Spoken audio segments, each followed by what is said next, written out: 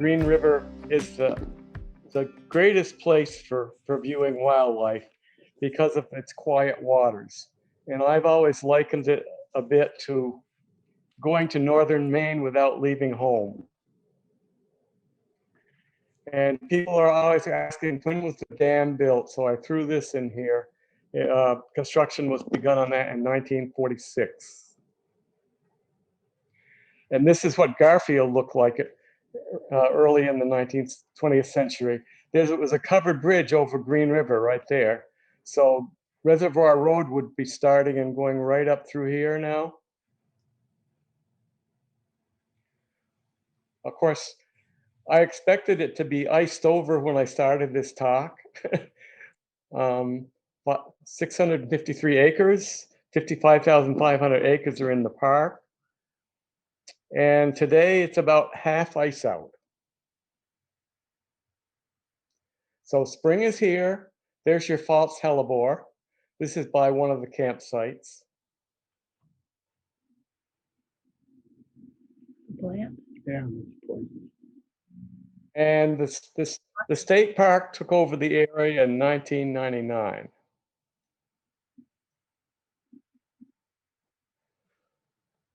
So there are two main tributaries that come into the Green River. The Boomar, which comes down from the north here, and the Wiley comes in from the northeast over here. So I'll be mentioning those probably further on. Where's the dam? So one of the spring birds to come back is our state bird, the hermit thrush. Very elusive bird. It took me a long time. I couldn't get a picture of one until last spring. And there was snow on the ground then, and so they were just looking for worms underneath the snow. I saw a morning cloak butterfly just a couple days ago. They overwinter as an adult, so they're the first butterfly, or one of the first, to come out in the spring.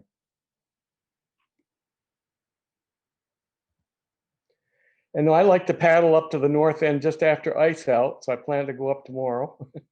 And that's a good time of year to see a lot of wildlife, like this osprey up there in the mouth of the Wiley.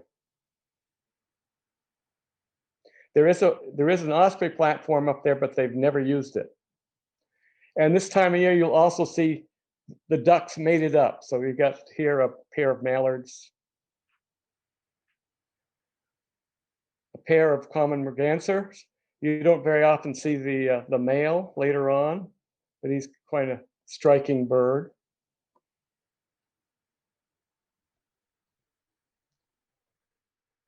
A pair of wood ducks.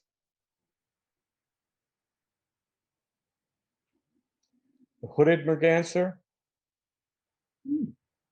Female hooded merganser. What merganser? Yeah, hooded. And the little songbirds start coming back. I just saw one of these today, the myrtle warbler. The eastern phoebe. We have one that comes back to the house, and it just showed up yesterday. And a couple springs ago, about this, just after ice out, I saw this coyote out digging around at the base of a beaver dam, undoubtedly looking for small rodents to feed her family.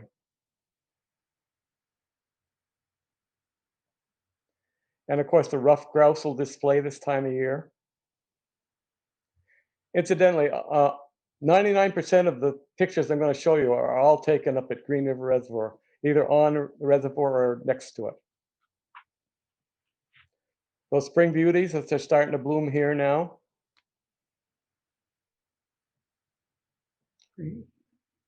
Early in the year, you'll see Canada geese at the north end, but they only hang around for a short time. And this barred owl, this is an immature that I saw a couple years ago. And I've been hearing them outside my bedroom window at night here, and I heard one down by the reservoir a couple days ago. The familiar Who Cooks for You sound.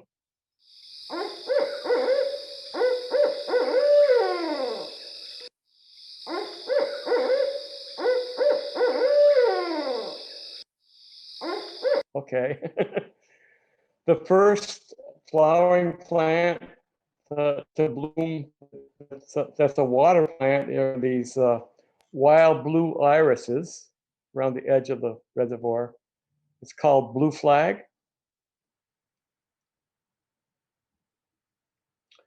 And then nannyberry blooms, which is a very good wildlife food. You can see the berries of it in the upper right picture, corner of the picture.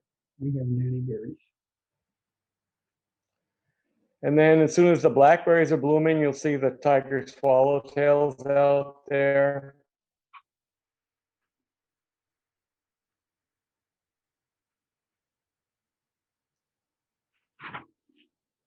But of course, the loons are a favorite of all the visitors to the park.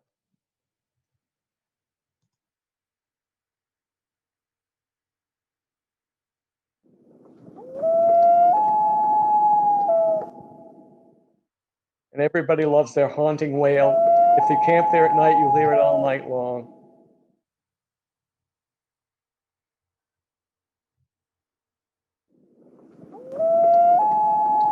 The reservoir has 4 pairs of nesting loons, and up until last year, it was the only body of water in the state to have 4 pairs. But last year, another pair established itself down in Somerset Reservoir in southern Vermont. But anyway, the north central region that we are part of has the most loons of any area in the state. They were once listed as endangered. There were only 7 pairs in the mid-'80s. Now, I should need to update that. Now there are over 100 pairs statewide. It seems to go up every year.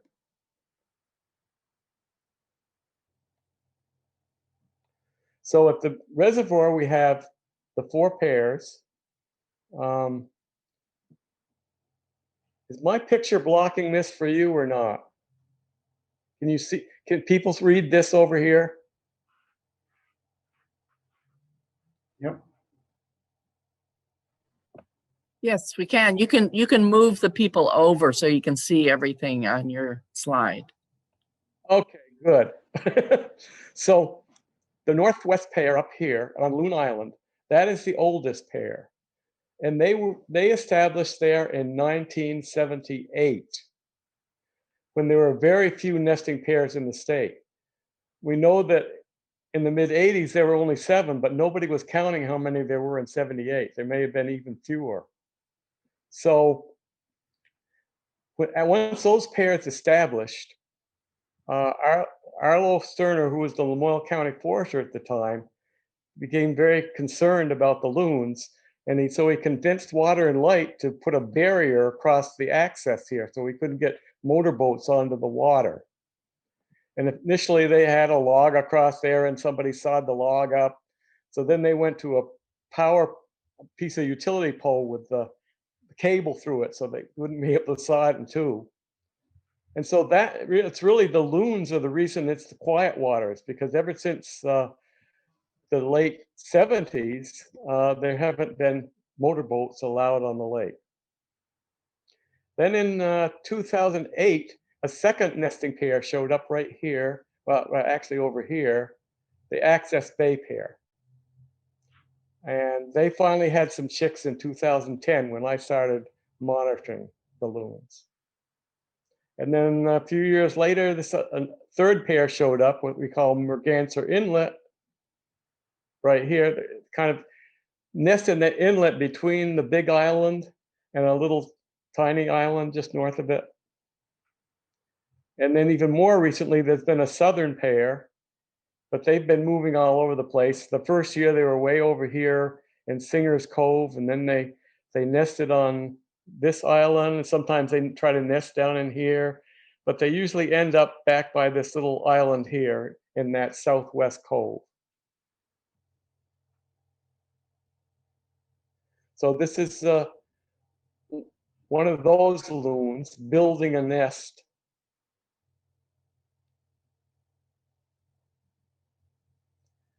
And that's what a fully built nest looks like with one egg in it.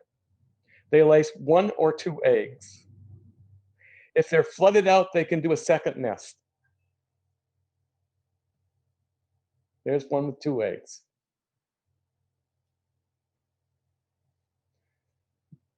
Incubating the eggs, and the male and female take turns at this. Incidentally, they return as soon as there's some clear water. So I heard a loon down there today, and even though it's not total lights out yet. And here's a video that Sheila Goss took last year or 2 years ago. She's another board member. She likes to paddle with her dog. It shows you how loons are it's very difficult for them to move on shore because the legs are set back on the body.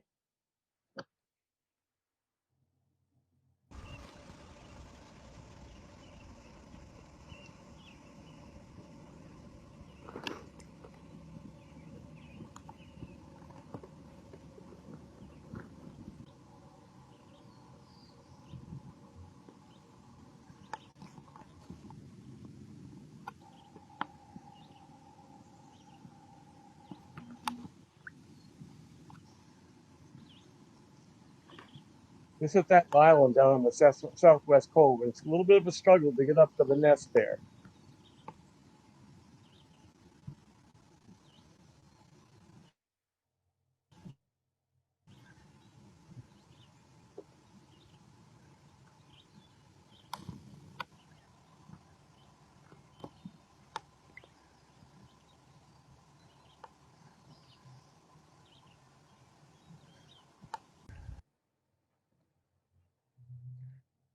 Now we have a floating raft at the north end by Loon Island, and when they get flooded out from the island, they sometimes use the raft.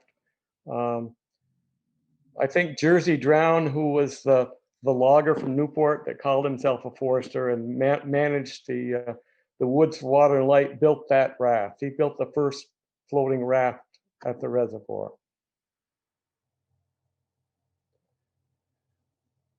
This is sheep laurel, which blooms all over Blueberry Island and in a few other places.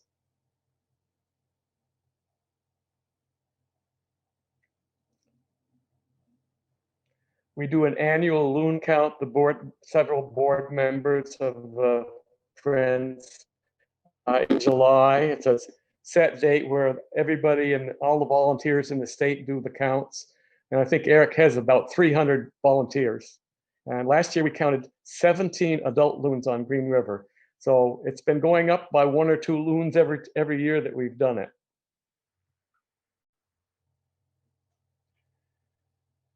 When the chicks are born, that's a favorite time to monitor them. And so I always let Eric Hansen know when they're beginning to nest, and then you can expect the chicks to hatch about 28 days later. And so I also let him know that. Yeah, so he'll let Water and Light know, and they'll try to maintain the water levels once the loons are nesting so they don't get flooded out.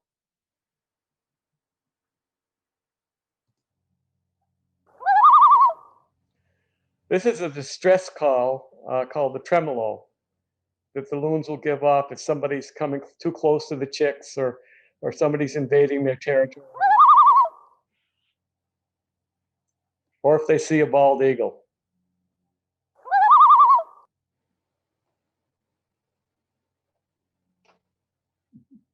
I love how the babies ride around on the back.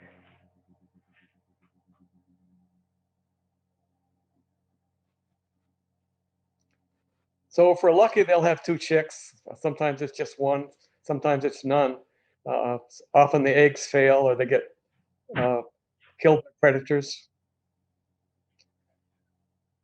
Black bears have been becoming a little bit more of a problem at some of the campsites.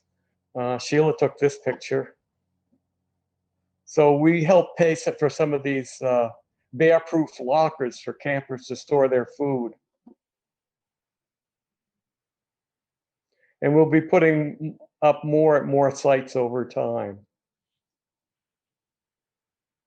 Raccoons are also a major predator of the eggs, as well as a number of other critters. And they're also a nuisance at the campsites. I like to photograph the dragonflies. So here's a damselfly, eastern forktail, spread-winged damselfly. So this is one of the few damsels that doesn't hold its wings directly over the abdomen, but spreads them out. Black shoulder, spiny leg. These will dive bomb you when you're swimming or paddling. Quite common midsummer. 12-spotted skimmer. Slaty skimmer, which is very common there. You'll see these spotted sandpipers along the shore. Great blue herons occasionally, mostly at the north end.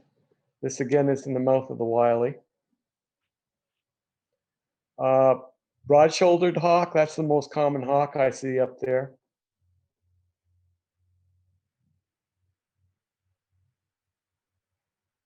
Belted kingfisher. Northern flicker. Because it's such quiet waters, it enables you to get close to shore without disturbing a lot of these birds. Cedar waxwing.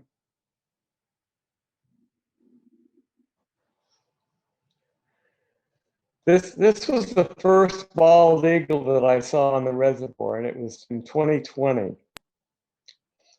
There were some loons out in front of me, and all of a sudden they started making a distress call, and I couldn't figure out why, because there were no paddlers near them. I didn't see anything until I looked up high, and this eagle came swooping down into the water in front of them to get a fish.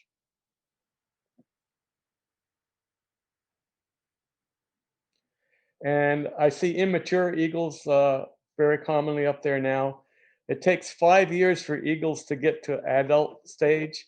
So you'll see different colorations. This is just a yearling. So you see no color on the beak. This is a 2-year-old. You can see the beak is starting to get yellow.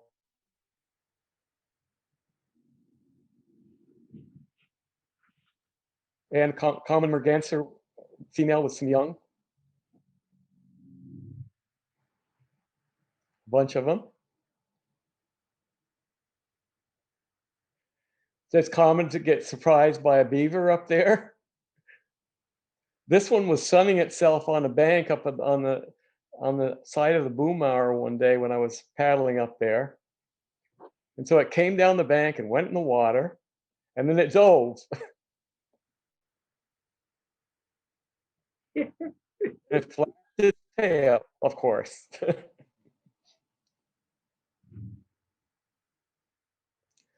So as soon as those chicks are born, the adults start feeding them. They start feeding them a little perch.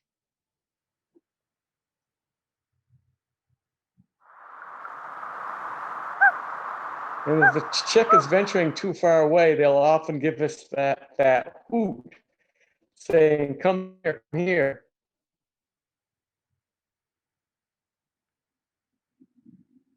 Pair of chicks, just maybe a week old. They grow pretty fast. More feeding. A young chick imitating an adult. But even when they're almost fully grown, some of them are lazy and they still get fed fish by the adults. Couple of fairly mature immatures toward the end of summer. Deer that I saw by the Wiley one day. Mink.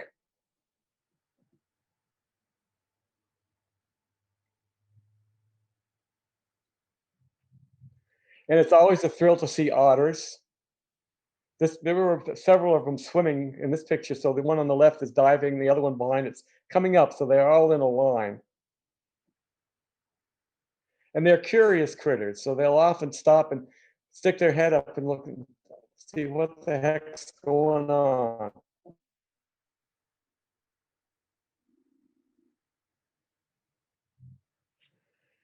And this this moose I saw quite a few years ago. They're not as common as they used to be, but it was charging into the water and it was causing some loons to give out a distress call.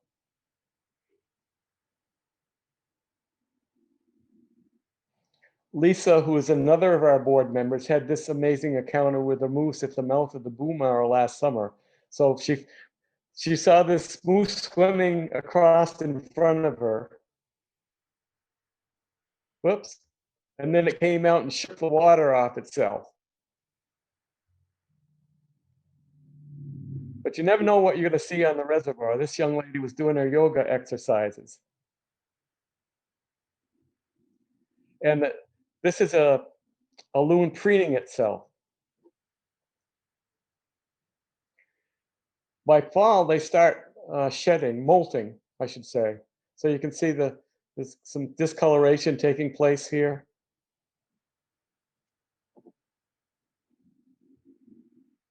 And then they go to the ocean for the winter. And Bob Melvin took this picture of loons on the ocean. So you can see they've lost some of their coloration.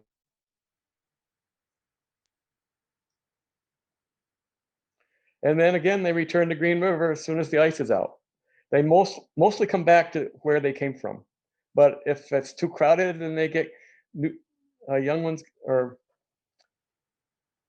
fairly young ones, like 3 to 7 years for adulthood. But if they'll try to come back to the same water, but if it's too crowded, they may move on to another spot. Last year, we had a nesting pair of loons on nearby Collins Pond for the first time.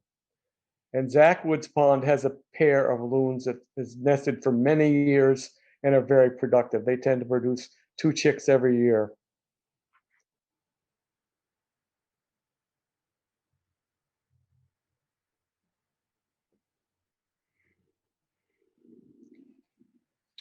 You may see some paving turtles up at North End. They're much more common on Perch Pond over in Zach Woods Pond area, but I'll also see them up there, especially in the fall.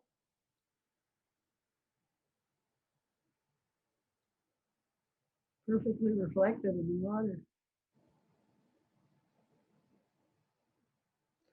And you sometimes see loons just racing across the water.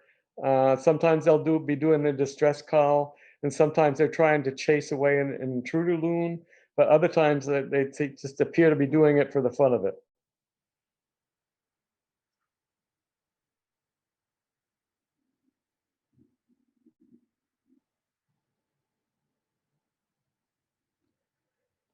This is a belted kingfisher that I saw last fall. It had a pretty good size fish in its mouth. Mm.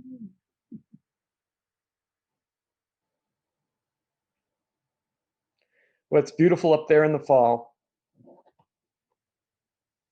Lovely time to go paddling.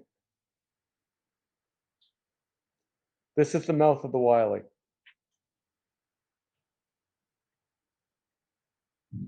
Now, in the fall, you'll see ducks, but they tend to be loners, males or females alone. This is a black duck, wood duck. Sometimes you'll see ducks are just migrating through, like this bufflehead that lives further north. Bufflehead? Buffalo. Buffle. Bufflehead. Once in a while, you'll see a sailboat, but it's not a great sailing lake. We had a sailboat down there for a while, and it was either too calm or too windy most of the time for it.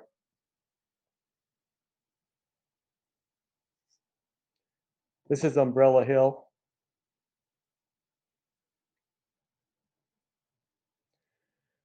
A view of the reservoir from the top of Umbrella Hill that I took one fall.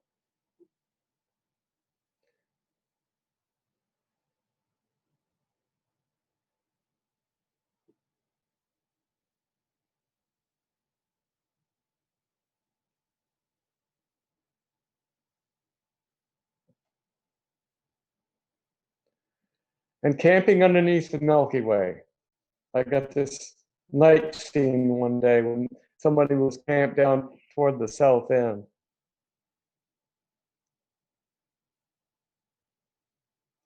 So this is what the website looks like for Friends of Green River. Feel free to check it out. You'll find a lot of our newsletters there, and other additional information, including updates on the dam situation. And this is our list of board members. Bill Bartlett, who was one of the founding members, is now an honorary member. So that's the end of my slides. There is one question, Ron. Do baby loons ever get caught on the reservoir when ice comes in?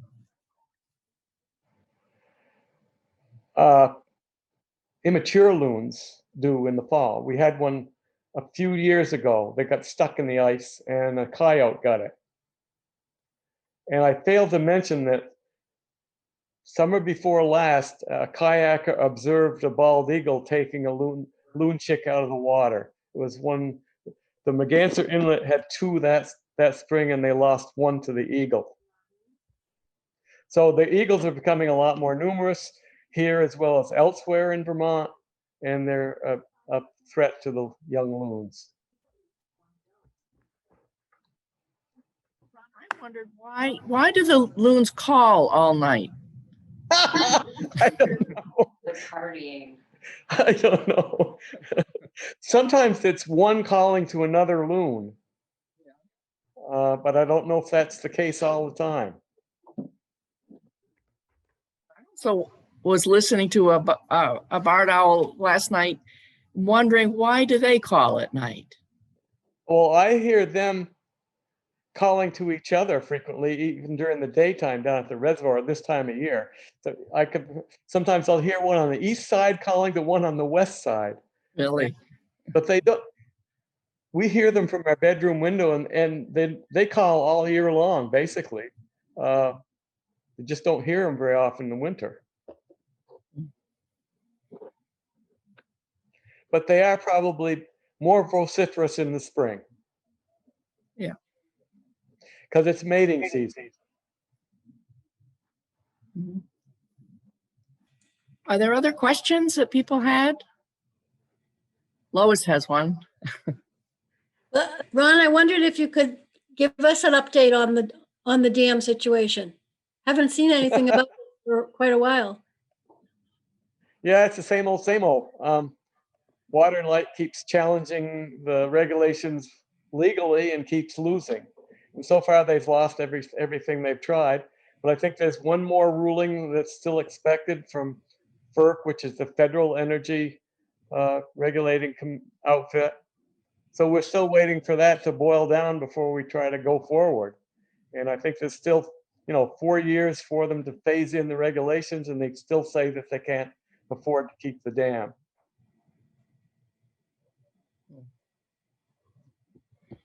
In other words, it's not profitable to operate the dam. They might be looking into decommissioning it, but they won't try to take it down.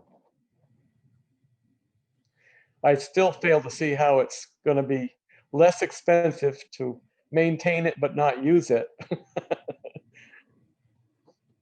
Yeah, I was going to ask you, what does decommissioning mean?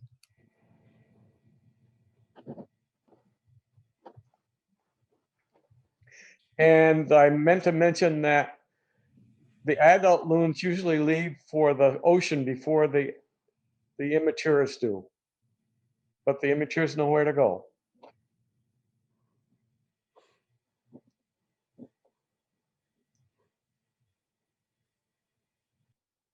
Any other questions for Ron?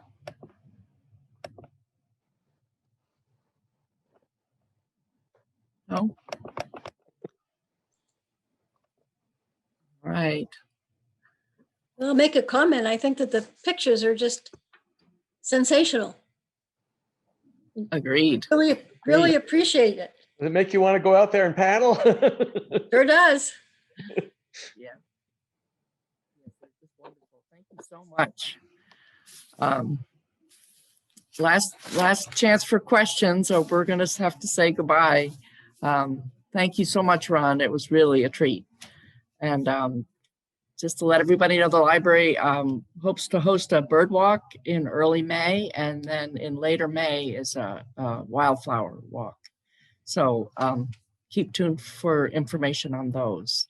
Could I ask a question? I'm sorry. Yeah. Ron, I'm wondering how many days a year you spend on the reservoir? Oh, gosh. Good question. When I'm monitoring the loons, I'm out there probably at least a couple days a week, but I have to wait for good weather days. I try to. I hate to go out when it's extremely windy or rainy, but I've never counted the number of days. What do you find is the camping situation? What's the usage on the reservoir for the state park? Heavy. Last year was the heaviest use ever because of the pandemic.